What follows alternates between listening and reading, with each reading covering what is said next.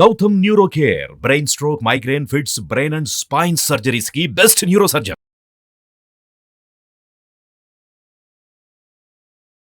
Hi, welcome to our channel. ఈరోజు మనతో పాటు ఉన్నారు ప్రముఖ జ్యోతిష్య వాస్తు పండితులు, జ్యోతిష్య వాస్తు శిక్షణ నిపుణులు శ్రీ నానాజీ పట్నాయక్ గారు. నమస్కారం గురువు గారు. శ్రీమాత్రే నమః. సార్, ఈ గురువారం పుష్యమి నక్షత్రంతో కూడుకున్న పౌర్ణమి రాబోతుంది. ఆ రోజు చాలా అతీత శక్తులు కలిగి ఉంటుంది. ఆ రోజు ఖచ్చితంగా దైవారాధన చేస్తే అసలు ఉన్న సమస్యలన్నీ తొలగిపోతాయి. ఇది మోస్ట్ పవర్ఫుల్ అని చెప్పుకోవచ్చు అని అంటున్నారు కొంతమంది. సో దీనిపై మీరేం చెప్తారు?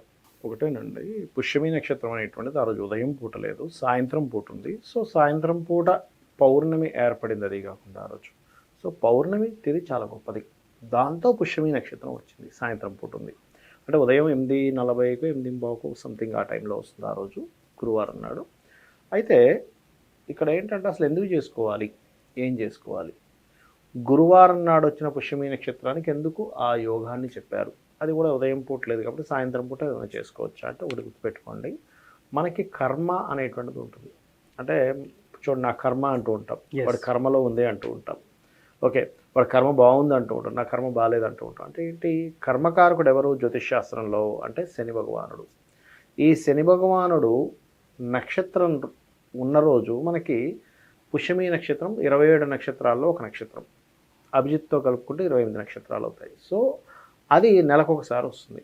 ఆ నెలకొకసారి వచ్చినప్పుడు గనక గురువారం గనక అయితే దాన్ని గురు పుష్య యోగము అంటారు. ఈ గురు పుష్య యోగం రోజు మనం ఏదైనా సాధన చేస్తే దానివల్ల కొంత ఎనర్జీస్ వస్తాయి. ఏమిటి, ఎందుకు రావాలి అంటే కర్మకి గురువు యొక్క అనుగ్రహం కలిగింది. ఇప్పుడు చూడండి, మన కర్మ ఎవరు మార్చగలరు అంటే గురువు మార్చగలరు అంటూ ఉంటారు. ఎందుకు గురువే ఎందుకు మార్చగలరు అంటే, గురువు అంటే అర్థం ఏమిటంటే ఒక లైట్, ఒక రూట్ చూపించే వ్యక్తి. మనం చూడండి, అయోమయంలో ఉన్నాం, అయ్యో ఏం చేయాలంటే ఏం అర్థం కావట్లేదు, వెళ్ళాలని అర్థం కావట్లేదు. గురువు మనకు గైడ్ చేశాడు అనుకోండి, ఏమవుతుంది, అర్థం కానటువంటి స్థితి నుంచి మనం ఒక మంచి స్థితిలోకి వెళ్తాం. ఆ రకంగా ఒక గురువు ఎలా అయితే మనకి దారిని చూపిస్తాడో అదేవిధంగా గురుపుష్యమి రోజు అంటే గురుపుష్యమి యోగం కలిగినటువంటి రోజు ఉదయం ఉంటే ఉదయం పూట చేసుకుంటారు, కొంతమంది సాయంత్రం పూట ఉంటే అది కూడా పౌర్ణమి వస్తే కనుక చక్కగా సాయంత్రం పూట చేసుకోవచ్చు. ఏం చేసుకోవాలి, దత్తాత్రేయుడి యొక్క ఆరాధన చేయాలి గురుపుష్యమి రోజు. కాలభైరవ అష్టకం, దత్తాత్రేయుడి యొక్క నామస్మరణ అష్టోత్తరాలు చదువుకోవాలి. లేదంటే నాకు అంత తెలియదు, రాదు, చాలామందికి వల్లరైపు ఏంటంటే మనసులో మాత్రం దైవారాధన చేయాలని ఉంటుంది కానీ సిస్టమ్ తెలియదు, ఏం చేయాలో అర్థం కాదు. అలాంటప్పుడు ఓం కాలభైరవాయై నమః, ఓం దత్తాత్రేయాయ నమః ఈ మంత్రం చేసుకోవచ్చు. లేదా జయ గురుదత్త, శ్రీ గురుదత్త. ఎంతోమందికి వాళ్ళ లైఫ్స్లో అసలు సక్సెస్ అనేటువంటిది లేదు అని అనుకునేటువంటి వారికి కూడా వీళ్ళు కనుక జయ గురుదత్త, శ్రీ గురుదత్త అని రెగ్యులర్గా కనుక చాంటింగ్ చేస్తూ ఉన్నట్లయితే ఖచ్చితంగా వీరికి గ్రోత్ అనేటువంటిది ఉండడం నేను చాలామందిలో చూశాను. ఇది చేసుకోవాలి ఒకటి. రెండవది ఏంటంటే, ఎప్పుడైనా సరే గుర్తుపెట్టుకోండి, గురుపుష్య యోగం వచ్చినప్పుడు గోశాలలు ఉంటాయి మీకు దగ్గరలో.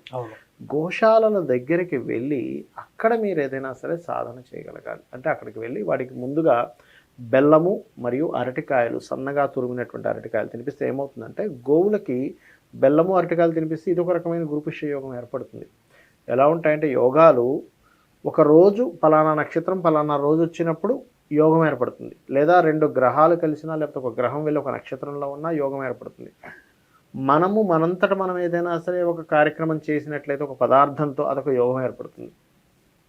ఆ రకంగా ఏంటంటే ఈ గురుపుష్య యోగం రోజు సాయంత్రం పూట, ఎందుకంటే ఉదయం పూట ఎలాగో పుష్యమి నక్షత్రం లేదు కాబట్టి సాయంత్రం సమయంలో మీకు దగ్గరలో గోశాలలు ఉన్నట్లయితే గోవులకు వెళ్ళి పిడికెడు బెల్లం, ఒక అరటికాయ 2 అరటికాయలు కట్ చేసి పెడుతూ అక్కడ కూర్చొని కనుక మీరు కాలభైరవ అష్టకం కానీ లేదా జయ గురుదత్త, శ్రీ గురుదత్త అనే నామస్మరణ కానీ మీరు చేశారు అంటే ఏమవుతుందంటే, మీకు చూడండి చాలామందికి ఏలినాడు శని ఉందండి, నాకు ముందుకు కదలట్లేదు, పనులు అవ్వట్లేదు, లేదా శని మహాదశ నడుస్తుంది ముందుకు కదలట్లేదు అని బాధపడుతుంటారు. ఇక్కడ ఏమవుతుంది, మీరు గోవు గురుస్వరూపంగా చెప్తూ ఉంటారు. గోవు జూపిటర్ గ్రహం అంటే గురుగ్రహానికి సంకేతంగా చెప్తూ ఉంటారు. ఎందుకు అంటే గోవులో ఉండేటువంటి శక్తి అటువంటిది. సో ఎప్పుడైతే మనం ఈ నామస్మరణ ఈరోజు ఎక్కువగా చేస్తుంటామో శని యొక్క ఎనర్జీ తగ్గుతుంది, గురువు యొక్క ఎనర్జీ పెరుగుతుంది. గురువు అంటే వెలుగునివ్వడం, దారి చూపించడం. శని అంటే ఏమిటి అంటే అసలు సాధారణంగా కర్మ అనుభవించడం, కర్మ సంబంధం. అది బ్యాడ్ అని కాదు, అక్కడ కర్మకారకుడు. అక్కడ ఈ కర్మకి ఏమవుతుంది, గురువు యొక్క అనుగ్రహం ఎప్పుడైతే కలిగిందో అది గొప్ప కర్మగా మారుతుంది. అందుకని గురుపుష్యమి యోగం అనేటువంటిది ఏర్పడుతుంది అంటారు. ఆ రోజు ఈ యొక్క సాధన చేయాలి. అదేవిధంగా మీకు వర్క్ నేర్పించిన గురువులు ఉంటారు, లేకపోతే మీకు చదువు చెప్పిన గురువులు ఉంటారు, వీళ్ళు ఉంటారు.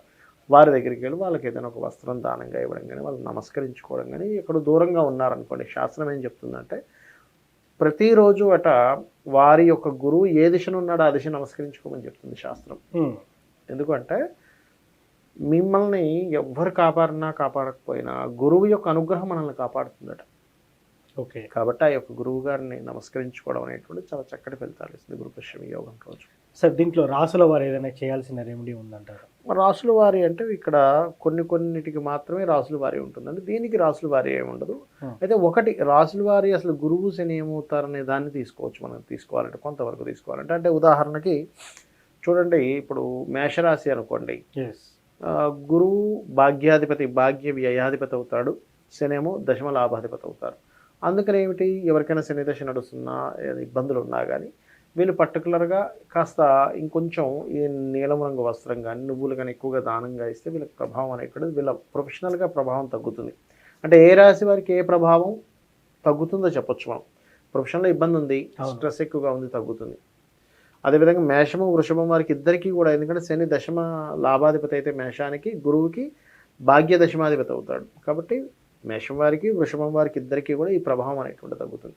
మరి అదే మిథునముగా వారికి కనుక తీసుకున్నట్లయితే కొంతమందికి చూడండి ఉద్యోగమే రావట్లేదని బాధపడుతూ ఉంటారు. అటువంటి వారికి ఉద్యోగ అవకాశాలు వస్తాయి ఈ కార్యక్రమం చేయడం వల్ల. కాకపోతే ఏంటి, మిథునం వారు ఏం చేయాలి అంటే లలితా సహస్రనామాల్లో మొదటి నామాన్ని కూడా స్మరించాలి ఉద్యోగం రావాలి అంటే. ఓం శ్రీమాత శ్రీ మహారాజ్ని శ్రీమత్ సింహాసనేశ్వరి నమః అనే నామస్మరణ చేస్తూ ఉండాలి. అదే కర్కాటకం వారికి ఏంటంటే ఆకస్మికంగా వచ్చేటువంటి ఇబ్బందులు తగ్గుతాయి ఈ గురు పుష్యమి యోగంలో చేయడం వల్ల. సింహం వారికేమో వివాహ యోగం ఏర్పడుతుంది. కన్యారాశి వారికి రుణ రోగ శత్రుబాధలు తగ్గుతాయి. అదేవిధంగా తులారాశి వారికి కనుక చూసుకున్నట్లయితే సంతానాభివృద్ధి కలుగుతుంది. అంటే సంతానం లేకపోతే సంతానం కలగడము, సంతానం ఉంది కానీ వాళ్ళు ఒక్కోసారి సరిగ్గా ఉండరు, పిచ్చి పిచ్చిగా తిరగడం, పట్టింపు లేకుండా బాధ్యత లేకుండా ఉంటారు. అటువంటి వారికి బాధ్యత అనేటువంటిది పెరుగుతుంది. అదేవిధంగా వృశ్చికం వారికి కనుక చూసుకుంటే కనుక వాళ్ళకి ఎప్పటి నుంచో రోగ సంబంధించినవి తగ్గుతాయి. అదేవిధంగా మానసిక ఇబ్బందులు కూడా తగ్గుతాయి వృశ్చికం వారికి. ధనస్సు రాశి వారికి ఫైనాన్షియల్ గ్రోత్ అనేటువంటిది పెరుగుతుంది. ధనస్సు మకరం ఇద్దరికి కూడా ఫైనాన్షియల్ గ్రోత్ పెరుగుతుంది. కుంభం వారికి అనారోగ్య సమస్యలు తగ్గడం, ఇన్వెస్ట్మెంట్స్ విషయంలో కొంతవరకు ప్రోగ్రెస్ రావడం జరుగుతుంది. ఇక మీనరాశి వారికి కనుక చూసుకుంటే మీనరాశి వారికి ఎలాగో ఇప్పుడు ఏళ్ళనాడు శని నడుస్తుంది కాబట్టి సహజంగా 12వ స్థానంలో శని యొక్క సంచారం జరిగేటప్పుడు వీరికి జరిగేటువంటి ఫలితం ఏమిటంటే ఇన్వెస్ట్మెంట్స్ చూసుకోండి అని చెప్తూ ఉంటాం. కాబట్టి ఈ ఇన్వెస్ట్మెంట్స్ రిలేటెడ్ సంబంధించినటువంటి అంశంలో ఇబ్బంది అనేటువంటి తగ్గడము, అనవసరమైనటువంటి ఖర్చులు తగ్గడం అనేటువంటి మనం చూడొచ్చు. విదేశాలకు వెళ్ళాలనుకునేటువంటి వారు కూడా ఇది ప్లస్ అవుతుంది ఈ గురు పుష్యమి యోగం రోజు ఎవరైతే ఇందాక మనం చెప్పినటువంటి పరిహారం కనుక చేసుకున్నట్లయితే. సో గురు పుష్య యోగానికి ఇంత ప్రత్యేకత ఉందని చెప్పేసి చాలా చక్కగా చెప్పారు సార్. అదేవిధంగా పుష్యమి నక్షత్రం లేదు అని కూడా కొంతమంది అంటున్నారు. దీనికి ఉదయం పూట లేదు, ఇందాక నేను మీకు చెప్పింది అదే కదా, ఉదయం సూర్యోదయానికి ఉన్నటువంటిదే పుష్యమి నక్షత్రం తీసుకోవాలి. ఉదయం పూట లేదు, మరి సాయంత్రం ఎందుకు చేసుకోవచ్చు అంటే పౌర్ణమి ఉంది కాబట్టి ఆ సమయంలో పుష్యమి నక్షత్రం ఉంది కాబట్టి కొంతవరకు ప్లస్ అవుతుంది. అంతేగా ఉదయం పూట ఉన్నదానే తీసుకోవాలి సర్వసాధారణంగా. ఇప్పుడు మీకు మొదట్లో కూడా అదే చెప్పాను, ఉదయం పూట లేదండి, ఉదయం 8:15 సమయంలో స్టార్ట్ అవుతుంది అని చెప్పాను. అది. Thank you sir, thank you. శ్రీమాత్రే నమః. సో చూసారు కదా, గురువారం గురు పుష్యమి రోజు ఏం చేయాలి ఏం చేయకూడదని గురువుగారు చెప్పారు. ఇది వాటి కార్యక్రమం. మరో కార్యక్రమంలో మళ్ళీ కలుద్దాం. Thank you.